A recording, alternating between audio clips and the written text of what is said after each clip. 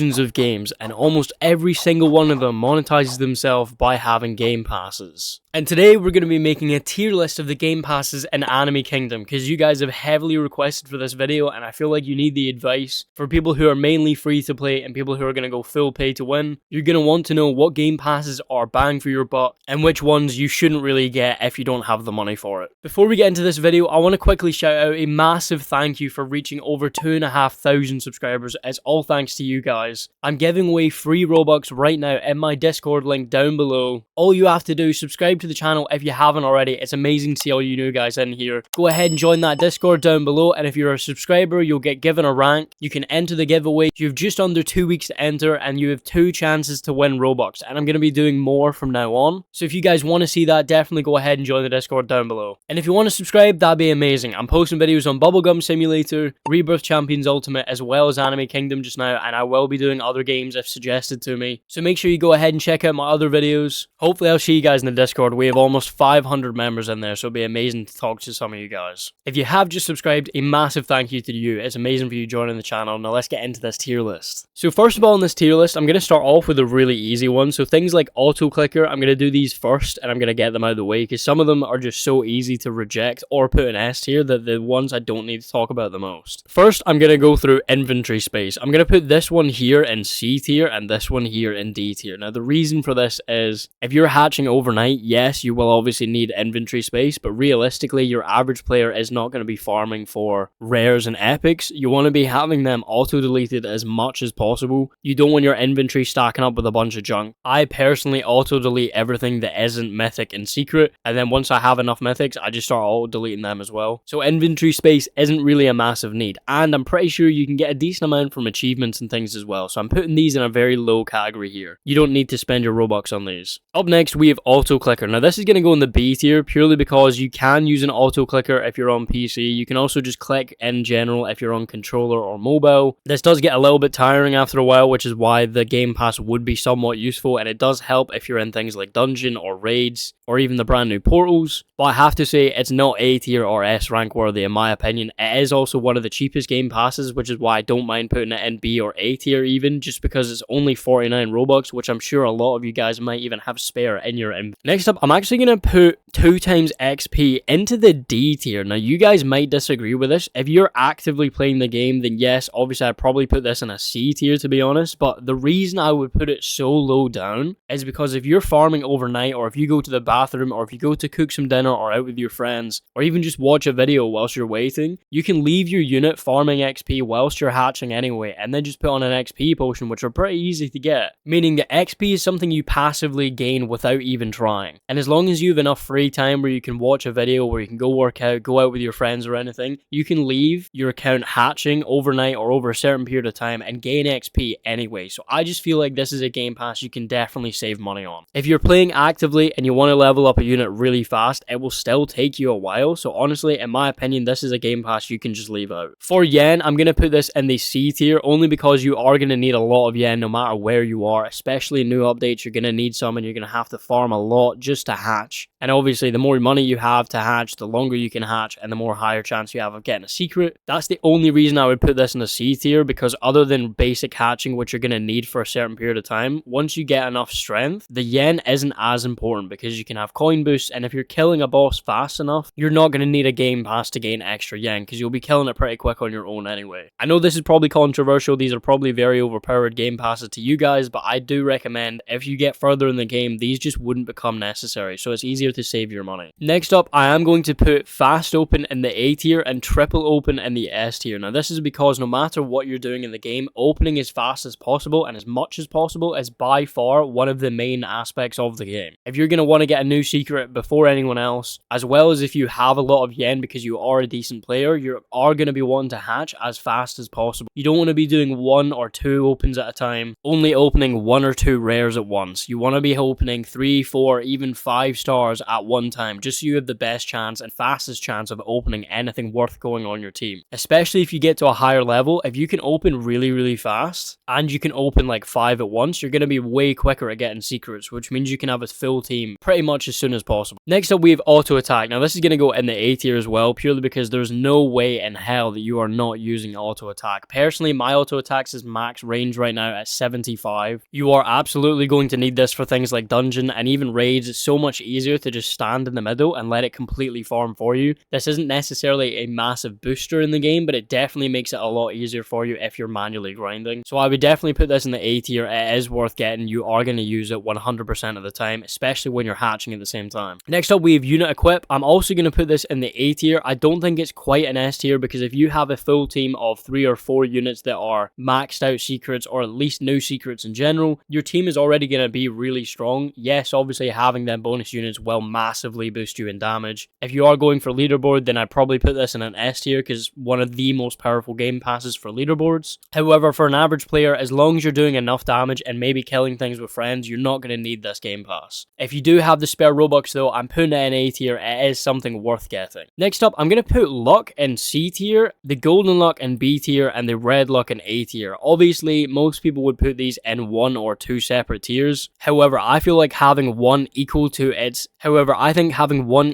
bonus in a lower tier makes a lot of sense, because obviously this one here is going to be boosting more than these two combined. This is why this one goes in the A tier, which means if you don't have enough Robux, you're better just buying this one here and maybe the luck one to combine these 2 lucks instead of getting all 3. It will save you a little bit of money, and the boost that it gives you is still very much notable. And bear in mind, you can also farm potions in the game to increase your chances and have a full luck team. For those of you that need a little bit more tips, by the way, there's going to be a video on screen right now. I highly recommend you watch this video. It's already got thousands of views and it's helped hundreds of you guys out. There's so many tips in there that so many of you guys have missed, like team building, item usage, farming strategies. Trust me, if you haven't seen this video, you really need to go and watch it. No matter whether you're a good player or a horrible player at the game, this video will definitely have a tip in there that you need to use. Next up, we have aura roll and aura luck. I'm going to put aura roll in the C tier. Actually, I'm going to move it down to the D tier, and I'm going to have aura luck in the B tier. This is only because, yes, I don't know why I'm saying aura for a start, but passive luck is definitely something that you want to have. Getting them secrets are going to be so annoying. I'd honestly put this in A or B tier. I don't mind either one. It does boost your luck by quite a lot, and obviously getting even things like holy on your mythics, which by the way in the tips video is one of the enchants that I tell you to get. It definitely helps when you have a high amount of luck. However, the rolling speed isn't as necessary. Yes, obviously you want to be getting through it as quick as possible, but if you don't have an infinite amount of Robux, you want to just be buying the luck for passives and not the rolling speed, because like I said, you can just leave it on, go do something, go cook dinner, do a couple of push-ups, watch a YouTube video, and you don't have to worry about how fast you're rolling. Next, we're going to have 2 times drop. Now I'm going to put this in the A tier, and I know there's a lot of things in this A tier here, but this is definitely something you're going to need at a higher level. As mentioned in my tips video on screen right now, you are going to have an item farming team as well as a couple other things, and you're going to be using boosts and obviously making sure that you're siphoning the right amount, which I completely explained in my video. So again, if you haven't seen it, go ahead and check it out. Don't get me wrong, there are definitely ways to increase your drop farming without having this game pass, but obviously you are going to need a lot of materials for brand new secrets, and I do recommend getting this pass if you have the spare Robux. Next up, we have VIP, which if you guys didn't know the benefits, it's negative 20% star cost, a VIP chat tag, and a VIP warrior. The only thing VIP is useful for everyone, unless it's your first day playing the game, is 20% star cost. The VIP chat tag isn't that big of a deal. I personally have content creator tag, so I don't use this at all. The VIP warrior is a nice feature. If you don't know what the VIP warrior is, it's this thing right here. So this is another YouTuber right here, and this is my VIP warrior. It just shows yourself as an avatar. It's obviously incredibly low in damage. This is only something that would be useful on your first day of playing. It is cool to have, don't get me wrong. I mean, having a mini version of my actual avatar is pretty cool. It looks like I'm standing with myself. This is my normal avatar in game, so don't get me wrong, it is cool to have. It is definitely kind of a flex. It does look pretty cool, but it isn't necessary. So the only thing you're going to want is the 20% negative star cost, and for that reason I am going to put this in the B or C tier. I'm going to put it in the C tier here, purely because if you have enough yen, that 20% isn't going to make a massive dent. Honestly, B tier does fit it though, because if you're opening 1,000 opens with regular pricing, then obviously you're going to have an extra 20% on top of that 1,000 because it's cheaper for you. So I'm going to put this in the B tier here and leave it for you guys. Now I know I didn't I know I didn't put much of anything in the S tier. If you guys disagree, definitely let me know down in the comments below. I do think that pet equipping things could be in the S tier, so if you guys think that's a better idea, go ahead and let me know down in the comments below. That is going to be all for this tier list video though, and remember, if you want actual tips on the game on how to get really strong, for example, I was on the leaderboard, I have tons of tips for you guys. Go ahead and watch this video on screen now. And if you haven't already, please subscribe to the channel. It massively helps me out. We're going for 3,000 subscribers within the next couple of weeks, and 5,000 is going to be my next big goal. Remember, go ahead and join the Discord link down below if you want a chance to win free Robux. All you have to do is be a subscriber of the channel. It's completely free to do. You support me and I support you guys. Thank you guys so much for watching this video, and I'll see you guys in the next one.